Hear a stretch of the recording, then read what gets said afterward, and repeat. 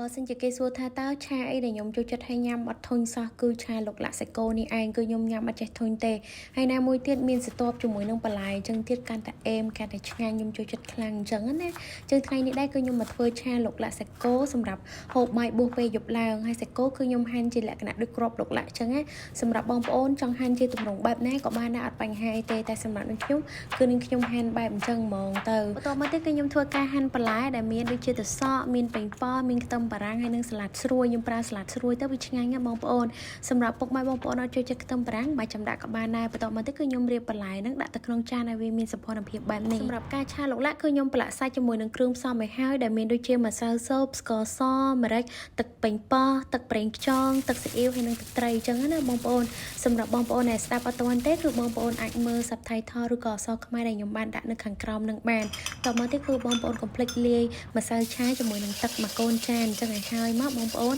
តមកគឺយើងចាប់ផ្ដើមដាក់ឆាសាច់នឹងឯងសម្រាប់ខ្ទឹមបំពងខ្ញុំបំពងគ្រាន់តែថាឲ្យមករៀងឡើងឈ្ងុយហើយគឺខ្ញុំចាប់ផ្ដើមទម្លាក់សាច់ហើយគឺខ្ញុំអត់ទុកឲ្យវាក្រៀមពេកទេព្រោះអីខ្លាចខ្លោចក៏